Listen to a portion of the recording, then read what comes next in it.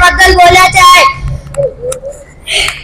मुस्लिम या नात्याने आपल्या संस्थेच्या आपले कुटुंब समुदाय आणि समाजाप्रती कर्तव्य अल्लाहची उपासना आणि आज्ञा पाळणे ही आपली पहिली परममुख्य जबाबदारी आहे। आपण देखील ज्ञान मिळवले पाहिजे, चांगले चरित्र राखले पाहिजे आणि आपल्या पालकांचा आणि मोठ्यांचे आदर केला पाहिजे। आदरणीय व्यासपीठ, न्याय राखण्यासाठी गरजूंना मदत करण्यासाठी आमच्या सर्व व्यवहारांमध्ये प्रामाणिक राहण्यासाठी आम्ही जबाबदार आहोत।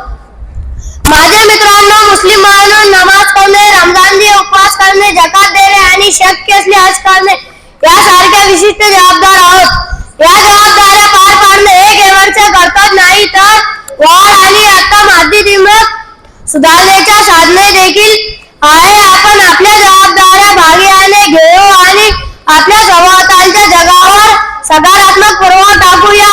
इतका सांगून मी माझे 2 शब्द संपूर्ण करतो। जजाकुम अल्लाहु खैरन।